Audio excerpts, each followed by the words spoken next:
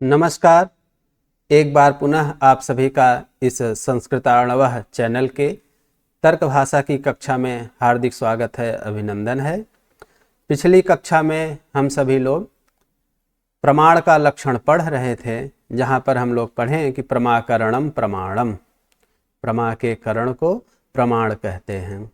और उसी प्रसंग में हम लोग प्रमा के लक्षण को पढ़ें कि यथार्थानुभवः प्रमा, और करण का लक्षण पढ़ना बाकी था।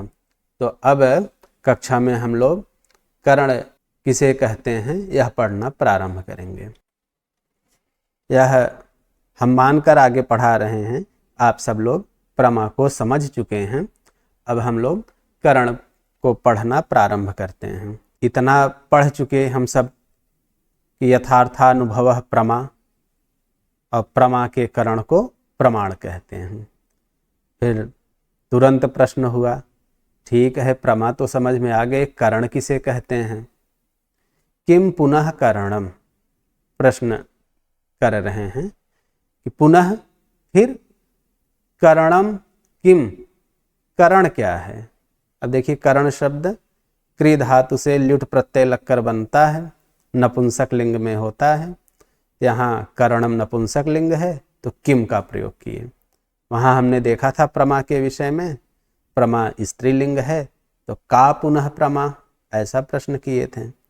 करण शब्द नपुंसक लिंग है तो किम पुनः करणम, तो करण क्या है, करण किसे कहते हैं। प्रारंभ में ही ये बताए थे कि जब भी आप किसी भी शास्त्र का अध्ययन कीजिए तो शास्त्र में प्रयुक्त जो भी पद हैं, जो शब्द हैं, उन शब्दों को व्यवहारिक रूप से जानिए, व्याकरण की दृष्टि से जानिए, और शास्त्र में किस रूप में वे प्रयुक्त हैं इस पर भी विचार कीजिए।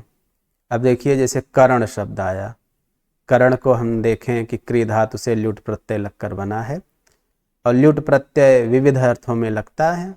भाव अर्थ में लगेगा, करण अर्थ में लगेगा, और बहुलता से विविध अर्थों में लगता है। तो करण का एक अर्थ हो गया करना, और लोक व्यवहार में हम सब करण अर्थात हाथ को जानते हैं। व्याकरण शास्त्र जब हम पढ़े तो वहाँ करण को हमने देखा, करण कारक को। आज हम लोग न्याय दर्शन में करण किसे कहते हैं इसको पढ़ेंगे। करण का लक्षण कर रहे हैं आचार्य, साधक तमम करणम। अब देखिए, करण का यही लक्षण है, साधक तमम करणम। अब यहाँ लक्ष्य और लक्षण का भेद कर लीजिए। साधक तमम यह लक्षण है, करणम यह लक्ष्य है। और इसके पहले वाले वीडियो में यह निर्देश किए थे, यह बताए थे कि जहाँ भी लक्षण दिया जाएगा तो जितना लक्षण वाला अंश रहेगा वो थोड़ा नीला रहेगा, और उसकी अपेक्षा लक्ष्य भाग जितना है उसको थोड़ा फीका रखे हैं। तो स्क्रीन पर दिख ही रही है कि करणम हल्का है, यह जो है आपका यह लक्ष्य है, और साधक तमम यह लक्षण है। तो करण किसे कहते हैं, साधक तमम करणम। जो साधक तम है उसे करण कहते हैं। अब सब प्रौढ़ पाठक हो गए हैं, तर्क भाषा आप पढ़ रहे हैं तो परास्नातक के विद्यार्थी होंगे, इससे नीचे तो नहीं। कुछ चीज़ों को अब जानना प्रारंभ कीजिए। जैसे जब भी कहा जाए कारण, ये सब सापेक्ष होता है। कारण कहा गया तो ऑटोमेटिक जो है समझ में आ जाता है, कारण अर्थात किसका कारण, कार्य का कारण। जब कहा जाए कारक, कारक अर्थात किसका, क्रिया का कारक। जब भी कहा जाए कार्य, कार्य अर्थात कारण का कार्य। तो ये सब अपने आप समझ लीजिए। जब कहा जाए, जैसे कहा गया यहाँ साधक तमम, जो साधक तम है वह करण है। अब साधक जानिए, फिर साधक तमम को जानते हैं, फिर करण समझ में आएगा। साधक तमम स्पष्ट ही है कि साधक से तमप प्रत्यय लगा हुआ है, और तमप प्रत्यय उच्चतम अवस्था को बतलाने के लिए लगता है, अंग्रेजी में सुपरलेटिव डिग्री को बतलाने में। जैसे आप जानते हैं गुड, बेटर, बेस्ट, तो बेस्ट वाली अवस्था को बतलाने के लिए संस्कृत में तमप प्रत्यय है, इष्ठन प्रत्यय है। ये सब आप लोग पढ़े होंगे, और नहीं तो पढ़ लीजिए, जानते रहिए। साधक, साधक अर्थात सिद्ध करने वाला, पूरा करने वाला। तो सीधी सी बात, किसको पूरा करने वाला? कार्य को पूरा करने वाला, काम को करने वाला। साधक अर्थात काम को करने वाला या कार्य को करने वाला। जो साधक है, और उसमें भी तमप बताया गया कि जो सर्वाधिक साधक है वह करण कहलाता है। तो जो कार्य का साधकतम है उसको करण कहेंगे। फिर आगे और स्पष्ट कर रहे हैं साधकतमम को। साधकतमम अर्थात अतिशयितम साधकम साधकतमम। साधकतमम का क्या अर्थ है? अतिशयितम, जो अतिशयित है, अतिशय रूप में है, बहुत अधिक। अतिशयित साधक को साधकतमम कहते हैं। तो जो तमप प्रत्यय जिस अर्थ में लगता है बस उसी को बतला दिया गया। अतिशयित साधक को साधकतम कहते हैं। कहा कुछ कम स्पष्ट हुआ? कहें मान समझ लीजिए, प्रकृष्टम कारणम इति अर्थः। जो प्रकृष्ट कारण है उसी को साधकतम कहते हैं और उसी को करण कहते हैं। तो अर्थ निकला कि अतिशयित साधक अर्थात ऑटोमेटिक जुड़ जाएगा, कार्य के प्रति जो अतिशयित साधक है उसी को करण कहते हैं। और स्पष्ट किए कि कार्य का जो प्रकृष्टम कारणम, कार्य का जो प्रकृष्ट कारण है उसी को करण कहते हैं। तो बड़े सरल शब्दों में आचार्य ने बतला दिया। और जैसे ही इतना बताएं कि साधकतमम करणम, और स्पष्ट किए अतिशयितम साधकम साधकतमम। अतिशयित साधक को साधकतमम साधकतम कहते हैं। और एक पर्यायवाची शब्द रख दिए कि प्रकृष्टम कारणम। प्रकृष्ट कारण साधकतमम कहलाता है और वही करण भी है। साधकतमम को स्पष्ट कर रहे हैं, कहें प्रकृष्टम कारणम साधकतमम। प्रकृष्ट कारण को साधकतम कहते हैं और उसी की करण संज्ञा होती है। ये तो न्याय की भाषा में। हम लोग व्याकरण में करण संज्ञा सूत्र में यही सूत्र पढ़ा है कि साधकतमम करणम। तो वहाँ करण कारक की बात की गई है, और कारक आप जान ही रहे हैं किसके कारक? क्रिया के। तो वहाँ जब भी कारक का नाम आएगा तुरंत जुड़ जाएगा क्रिया के। तो साधकतमम वहाँ पर क्या अर्थ है? अर्थात जो क्रिया का साधकतम है, जो क्रिया की सिद्धि में सर्वाधिक सहायक होता है, उसकी करण संज्ञा होती है। यहाँ हम लोग जो करण पढ़ रहे हैं, यहाँ कार्य का करण, कार्य का कारण, कार्य का साधक, ऐसा समझना है। तो कार्य का जो साधकतम है उसी की करण संज्ञा होती है। साधकतम अर्थात जो अतिशयित साधक है, सर्वाधिक सिद्ध करने वाला। फिर उसको और स्पष्ट करते हैं, जो प्रकृष्टम कारणम, जो प्रकृष्ट कारण है उसी की करण संज्ञा होती है। आचार्य ने बतला तो दिया, देखने में बड़ा सरल भी लग रहा है, बड़ा छोटा सा लक्षण भी है साधकतमम। तो इतने से बात पूरी समझ में नहीं आई, क्योंकि लाके रोक दिए प्रकृष्टम कारणम करणम, यही अर्थ निकला। प्रकृष्ट कारण को करण कहते हैं। इतनी बात करते ही पूर्व पक्ष की तरफ से प्रश्न उठ गया। कहा बड़ी जल्दी जी छुड़ा लिए, बात कुछ समझ में नहीं आई, करण किसे कहते हैं यह भी स्पष्ट नहीं हुआ है। ये तो केवल पर्यायवाची बताते चले जा रहे हैं।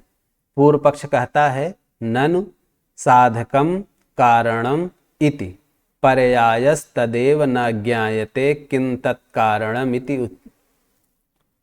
ननु साधकम कारणम इति पर्याय। ननु, ननु ऐसे जहाँ मिलेगा प्रारंभ में समझ लीजिएगा ये पूर्व पक्ष की तरफ से प्रश्न किया जा रहा है। ननु साधकम कारणम, साधक अर्थात कारण। कहा इति पर्यायः, ये पर्याय हैं, समानार्थी हैं। अब साधक को बतलाना था, कहें साधक अर्थात कारण, कहें तो पर्यायवाची है। तदेव न ज्ञायते किम तत्कारणम इति, कहते हैं ततएव न ज्ञायते, यही नहीं पता है कि किम तत्कारणम, वह कारण किम क्या है, इति न ज्ञायते, यह ज्ञात ही नहीं है। क्योंकि साधक का पर्यायवाची बता दिए, साधक अर्थात कारण, तो जो प्रकृष्ट कारण है उसकी करण संज्ञा होती है, उसी को करण कहते हैं। जब यही नहीं पता है कि कारण किसे कहते हैं तो करण को हम कैसे जानेंगे। तो यही पूर्व पक्ष की तरफ से प्रश्न उठाया गया कि ननु साधकम कारणम इति पर्यायः, साधक और कारण तो ये समानार्थी शब्द हैं, पर्यायवाची हैं। ऐसे पर्यायवाची बता देने से विषय थोड़ी ना स्पष्ट हो जाता है। तदेव न ज्ञायते तत्कारणम इति, किम तत्कारणम, वह कारण क्या है, तदेव न ज्ञायते, यही नहीं पता है। कारण पता होता तब तो आप बतला देते कि साधक अर्थात कारण, तो अगला व्यक्ति कारण को जान रहा है तो प्रकृष्ट कारण समझ लेगा और करण को जान जाएगा। लेकिन जब उसको पता ही नहीं है कि कारण किसे कहते हैं तो साधक तमम करणम को नहीं समझ पाएगा। अब हमको समझना होगा कि कारण किसे कहते हैं। तो आचार्य कहते हैं उच्यते, बतलाया जा रहा है, कह रहे हैं। तो अब कारण का लक्षण दे रहे हैं। यस्य कार्यात् पूर्व भावो नियतो नन्यथा सिद्धश्च तत्कारणम। पदच्छेद देखिए, यस्य कार्यात् पूर्व भावः नियतः अनन्यथा सिद्धः च तत्कारणम। अब इसमें भी लक्ष्य लक्षण भेद को जान लीजिए। यस्य कार्यात् पूर्व भावो नियतो नन्यथा सिद्धश्च, इतना लक्षण है। तत्कारणम, केवल यह तो कारणम इतना ही ले लीजिए, यह लक्ष्य है। अब इसका अर्थ जानिए। यस्य, जिसका, कार्यात्, कार्य से, पूर्व भावः, पूर्व होना, पूर्व में रहना, कार्य के पहले रहना, नियतः, नियत है, नियम सिद्ध है, और अनन्यथा सिद्ध च, और जो अनन्यथा सिद्ध है। अनन्यथा सिद्ध, या ऐसा कहिए जो अन्यथा सिद्ध नहीं है, तत् वह कारणम, कारण कहलाता है। पूरे अर्थ को एक बार पुनः देखिए। यस्य अर्थात जिस पदार्थ का, कार्यात्, कार्य से, पूर्व भावः, पूर्व में रहना, नियतः, नियत है, अनन्यथा सिद्धश्च, और अन्यथा सिद्ध नहीं है, तत्कारणम, वह कारण कहलाता है। अब देखिए कारण के लक्षण में कई अंश हैं, जैसे यस्य कार्यात् पूर्व भावः नियतः अनन्यथा सिद्धः, इन सबको अभी समझना है। उदाहरण दिए, यथा तंतु वेमादिकम पटस्य कारणम। कहें जैसे तंतु वेमादिकम, तंतु वेमा आदि जो पदार्थ हैं ये सब पटस्य कारणम, पट के, वस्त्र के कारण हैं। कपड़े बनते तो देखे ही होंगे सब लोग, और नहीं भी देखे होंगे तो मोबाइल में, टीवी में, यूट्यूब पर, जहाँ भी उपलब्ध है जरूर देखे होंगे कि वस्त्र कैसे बनता है, कपड़े कैसे बनते हैं। अब तो सब फैक्ट्रियों में बन रहे हैं, कभी ये हाथ से बनाए जाते थे। तो उस कपड़े को बनाने के लिए पतले पतले जो तंतु होते हैं, धागे होते हैं, और उसको बुनने के लिए जो भी सारे सिस्टम होते हैं, जैसे तंतु वही जो धागे हैं पतले पतले, वेमा, तुरी, ये सब कपड़े बुनने में सब एक एक उपकरण हैं जो हाथ से बुने जब जाते थे। तो ये सब जो हैं पटस्य कारणम, पट के कारण हैं। अब देखिए लक्षण पे थोड़ा घटित करिए, फिर लक्षण का हम परीक्षण करेंगे, पदकृत्य व्याख्या देखेंगे, फिर कारण समझ में आ जाएगा। कहें कि यस्य, यस्य मीन्स जिसका, जिसका, जैसे तंतु को उठा लीजिए। तंतु क्या है? कार्यात, कार्य क्या है, हमारा पट है, वस्त्र है। तो जब भी वस्त्र बनता है उससे पहले तंतु वहाँ जरूर रहता है। तंतु का पूर्व भाव, पूर्व में वो रहता है। और नियतः, और यह नियत है, नियम सिद्ध है, नियमित रूप से रहता है। जहाँ जहाँ भी पट उत्पन्न होता है हर जगह तंतु वेमा ये सब रहते ही हैं। और कहा ये अनन्यथा सिद्ध है, यह अनन्यथा सिद्ध है, या ऐसा कहिए यह अन्यथा सिद्ध नहीं है। तो इसलिए तंतु वेमा जो आदि जो हैं ये सब पट के कारण हैं। इतना तो हो गया। अब हम इस लक्षण का परीक्षण करेंगे, इसकी पदकृत्य व्याख्या की जाएगी। और जब उद्देश्य लक्षण परीक्षा की बात की गई थी तो वहाँ बताए थे कि जब भी परीक्षण करना हो, उसके एक एक पद के कृत्य अर्थात प्रयोजन को जानना हो, उस शब्द को हटा दीजिए, उस पद को हटा दीजिए, समझ में आ जाता है कि लक्षण में इसको रखने का प्रयोजन क्या है। कहा यस्य कार्यात पूर्व भाव, यस्य, और एक कक्षा में और हम यद और तद के नित्य संबंध की बात किए थे। यस्य अर्थात जिसका, जिस पदार्थ का। फिर आगे आया ना तत्कारणम, तत् से उसी पदार्थ को बतलाया जाएगा कि वही पदार्थ कारण है। यस्य जिस पदार्थ का, कार्यात पदार्थ वस्तु चीज, जिस पदार्थ का कार्यात कार्य से पूर्व भाव पहले होना, पहले रहना, नियतः नियत है।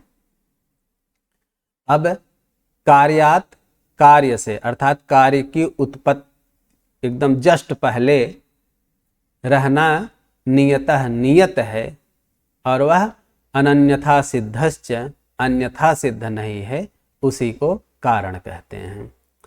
अब इसमें यस्य कार्यात पूर्व भाव एक है, नियतः इतना, और अनन्यथा सिद्ध इतना, ये अलग अलग एक एक भाग की व्याख्या देखते हैं। यस्य कार्यात पूर्व भाव,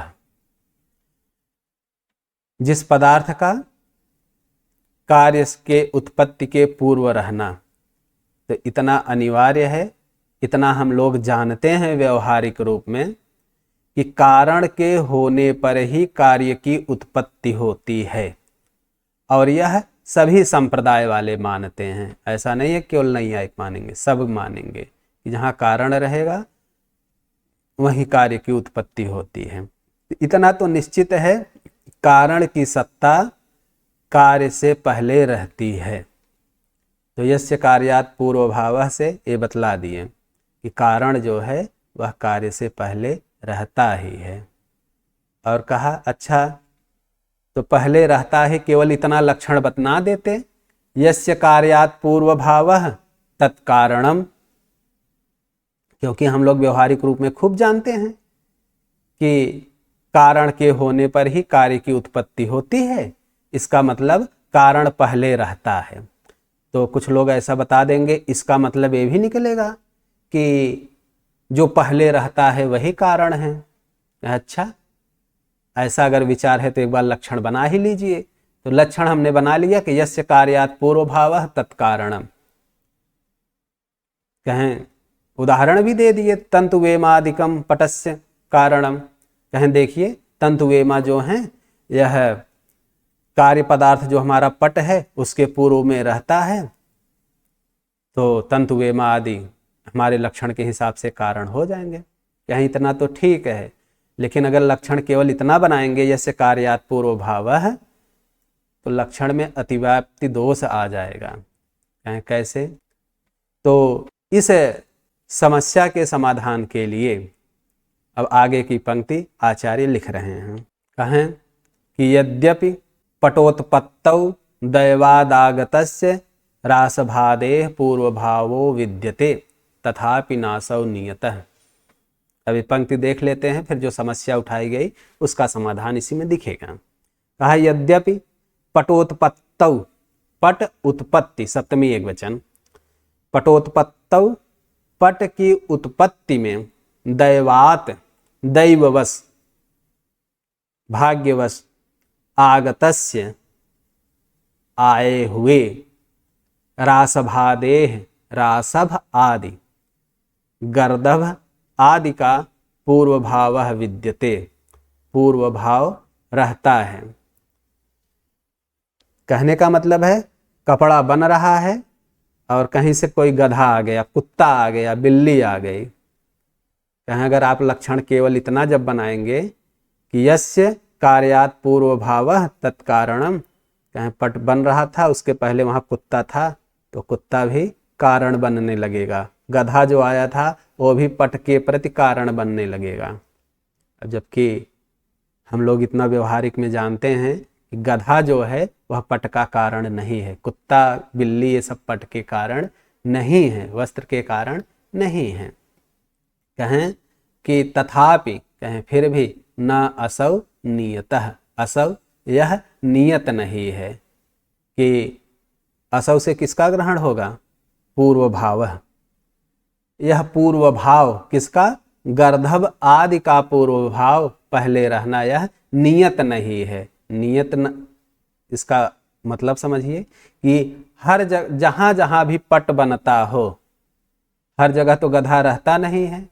अगर हर जगह गधा रहता तभी पट बनता तो गधा जो है पट का कारण माना जाता। और कहीं ऐसा हो सकता है कहीं बन रहा हो और गधा आ गया हो, कहें यह गधा भले इसका पूर्व भाव है लेकिन यह नियत नहीं है, नियम सिद्ध नहीं है। कहा लक्षण में इसीलिए नियत पद को रखा गया। अगर नियत पद को न रखा जाता, केवल लक्षण इतना बतलाते हैं कि यस्य कार्यात पूर्व भावः तत्कारणम, कहें ऐसे चाहे जहां भी गधा, कुत्ता, बिल्ली, मक्खी जो भी कुछ आ जाते हैं, छिपकली, ये सब के सब कारण होने लगते हैं। ये सब कारण न बनने पाए इसलिए नियत पद को रखा गया। तो यह नियत पद के रखने का प्रयोजन है कि रासभ आदि। और कैसे बताएं कि दैवात आगता, जो ऐसे अचानक आ जाते हैं, ऐसे अचानक आए हुए रासभ आदि गधे आदि का पूर्व भाव तो वहां रहता है लेकिन यह नियत नहीं है, इसलिए इनको कारण नहीं माना जाता। तो लक्षण में नियत पद को रखने का यही प्रयोजन है। ऐसा है कि चीजें समझ में आई होंगी। और एक चीज, जब भी आप कोई भी शास्त्र पढ़े हैं तो शास्त्र वही पढ़ सकता है जो व्यवहार को जानता है, लोकव व्यवहार को अच्छी तरह जानता है। तो और स्पेशली जब आप न्याय वैशेषिक पढ़ रहे हैं तो यहाँ एकदम लोकव व्यवहार वाले ही दृष्टांत दिए जाएंगे, प्रत्यक्ष विरुद्ध कोई बात ही यहाँ नहीं की जाएगी। यहाँ जो भी आपके जीवन में घटित हो रहा है वही उदाहरण दिए जाएंगे। बस थोड़ा अपडेट करने की ज़रूरत है क्योंकि ये जब लिखा गया होगा तब कपड़े हाथ से बनते थे, आज मशीन से बन रहे हैं, बस इतना अंतर है। अब आगे चलते हैं। तो इतना तो स्पष्ट हो गया कि अगर नियतः यह पद लक्षण में नहीं रखा जाएगा तो लक्षण में अतिव्याप्त दोष आ जाएगा। और हमने देखा कि कपड़े के पट के कारण गधे आदि बन रहे थे तो नियत पद को रख दिया गया तो ये लोग हट गए। तो तंतु वेमा आदि जो हैं पट के कारण वे ही कारण कहलाएंगे, बाकी ये सब फालतू की चीजें नहीं। फिर प्रश्न उठा अनन्यथा सिद्धश्च, इसको क्यों रखा गया है। अब आगे इसका भी उत्तर दे रहे हैं।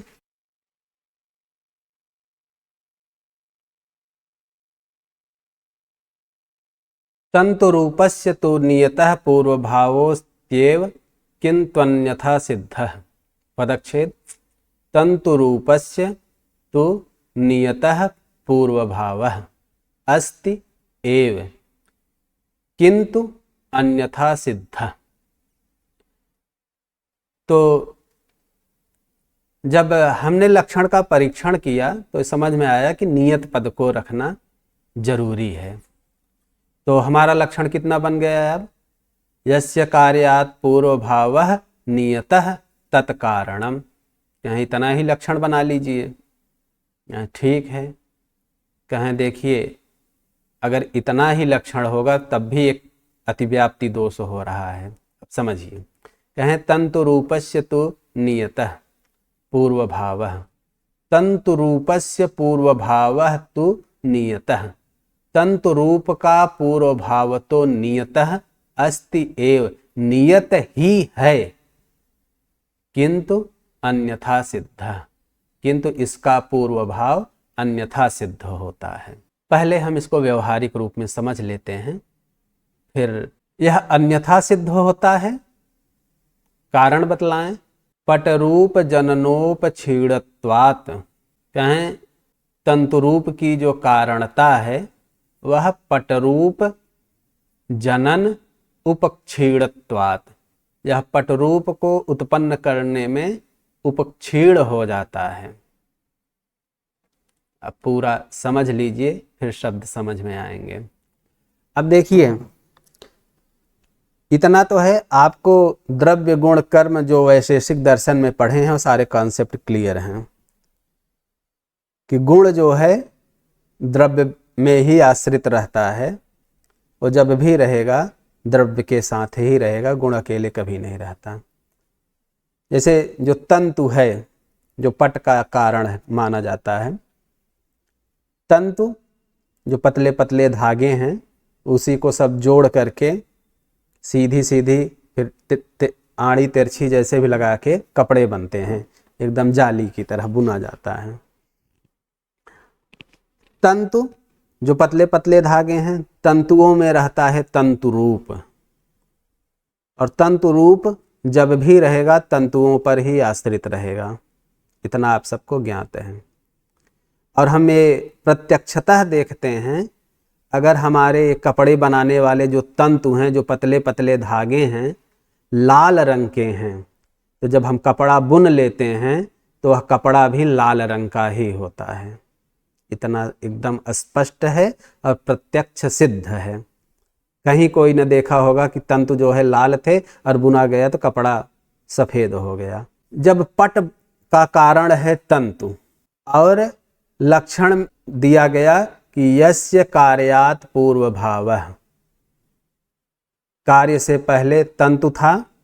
ध्यान दीजिए, पट उत्पन्न होने से पहले तंतु था और तंतु रूप भी था, और जहाँ जहाँ भी पट बनेगा हर जगह तंतु रूप रहेगा ही रहेगा, 100% रहेगा। कहें कि तंतु रूप का पूर्व भाव पहले रहना नियतः नियत है, क्योंकि जहाँ भी कपड़ा बनेगा वहाँ तंतु रहेगा, और तंतु है तो तंतु रूप भी अवश्य ही रहेगा, उसका पूर्व भाव नियत है। तो अब ऐसी स्थिति में जब हमारा लक्षण केवल इतना होगा कि यस्य कार्यात् पूर्व भावः नियतः तत्कारणम, ऐसी स्थिति में तंतु रूप भी पट का कारण बनने लगेगा। ध्यान दीजिए, तंतु रूप पट का कारण बनने लगेगा, जबकि तंतु रूप पट का कारण नहीं होता है। जान लीजिए, तंतु रूप अर्थात जो तंतु का रूप है, बस इतना समझ लीजिए, जो तंतु का कलर है, जो धागे का कलर है, उसको पट के उत्पन्न करने में कुछ लेना देना नहीं है। क्यों नहीं लेना देना है, आप समझिए। क्योंकि जैसे हमारा तंतु है लाल, तो हमारा कपड़ा भी लाल बनेगा। तो लाल रंग जो तंतु का है वह गुण है, पट रूप भी गुण है, ये सब जानते चलिए। और अगर तंतु रूप को पट का कारण आप मानेंगे तो समस्या कहाँ आएगी, अभी उसकी बात कर रहे हैं। कहें कि तंतु रूप पट का कारण नहीं होता, कहें तब क्या होता है, कहें कि अन्यथा सिद्ध, यह अन्यथा सिद्ध है। अब अन्यथा सिद्ध का क्या कॉन्सेप्ट है, इसको समझिए। अब देखिए, तंतु रूप में किस चीज की कारणता है, तंतु रूप क्या उत्पन्न कर सकता है, तंतु रूप पट रूप को उत्पन्न कर सकता है। तंतु रूप, तंतु हमारा जिस कलर का होगा पट भी उसी कलर का होगा। तंतु रूप पट को नहीं उत्पन्न कर सकता, पट के रूप को अर्थात कपड़े के कलर को उत्पन्न कर सकता है। तंतु रूप में जो कारणता है, जो शक्ति है, वो शक्ति पट रूप को उत्पन्न करने में क्षीण हो जाती है, फिर उसके पास कोई शक्ति नहीं बचती। आप लोग कई बार पढ़े होंगे, शब्द बुद्धि कर्मणाम विरम्य व्यापारा भावः। तो तंतु रूप में शक्ति है पट रूप को उत्पन्न करने की, और वह पट रूप को उत्पन्न करके उसकी शक्ति हो जाती है क्षीण। तो यही कह रहे हैं पट रूप जनन उपक्षीणत्वात्, कि पट रूप के उत्पन्न करने में तंतु रूप की कारणता क्षीण हो जाती है, फिर वो किसी कार्य को उत्पन्न नहीं कर सकता। और अब उसकी जो कारणता है वो किसी कार्य को उत्पन्न करने में क्षीण हो गई।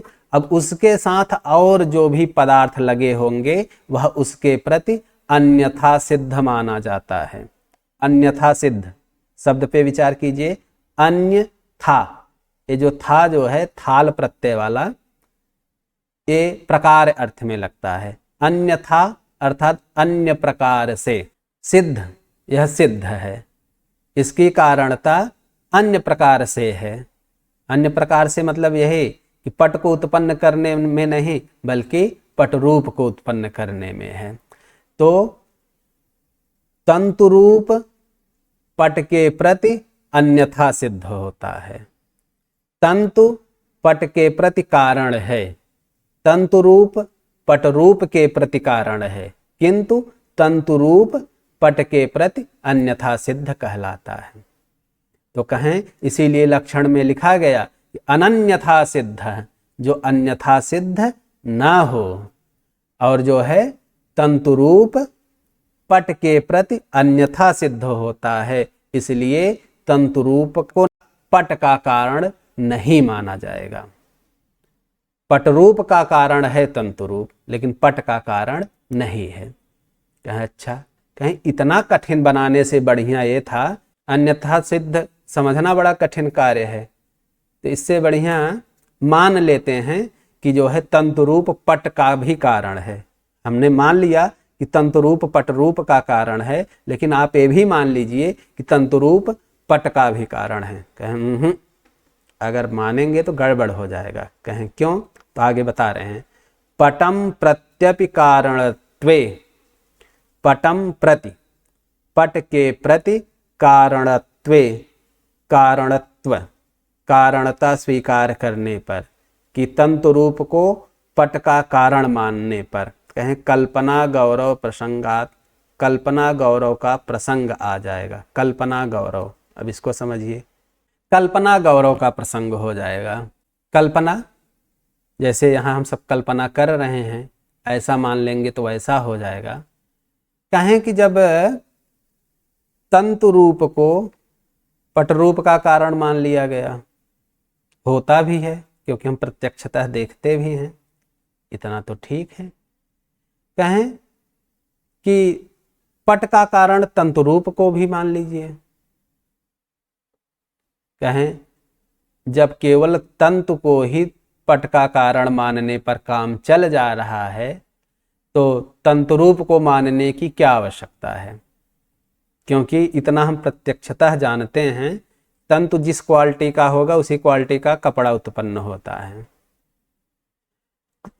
इस तंतु की क्वालिटी पट के क्वालिटी को उत्पन्न करती है, पट को नहीं उत्पन्न करते, जरूरत ही नहीं मानने की।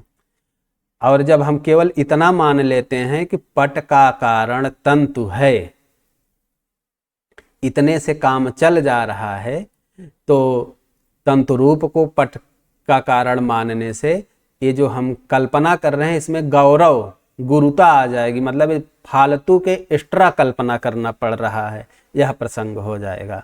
तो यही है कल्पना गौरव प्रसंग। जैसे कि शास्त्र में शुरू में हम लोग पढ़े थे लक्षण के विषय में, स्वल्पाक्षरम असंदिग्धम। इसमें जब भी लक्षण दिया जाएगा, जितने कम से कम में हो सके उतना लक्षण दिया जाता है। कम से कम चीज़ें बतलानी पड़े, ज़्यादा बतलाना यह सही नहीं है। क्योंकि आप लोग पढ़े भी होंगे, समासो बुद्धि लक्षणम, संक्षेप शैली में कहना यही उत्कृष्ट बुद्धि का परिचायक है। और जब भी आप शास्त्र पढ़ेंगे वहाँ ज़्यादा शब्द प्रयुक्त नहीं होते हैं। लक्षण अगर देंगे तो उसमें कम से कम जितने शब्द प्रयुक्त हो सके उतना करते हैं। तो इसलिए तंतु रूप को पट का कारण मानने पर कल्पना गौरव का प्रसंग आ जाएगा। और वैसे भी तंतु रूप की जो कारणता है, उसमें जो उत्पन्न करने की शक्ति है, वह पट रूप को उत्पन्न करने में क्षीण हो जाती है। तंतु रूप में शक्ति नहीं है कि वह पट को उत्पन्न करें। तो ये कारणता का सिद्धांत जानते रहिए। इतनी बात स्पष्ट हो गई।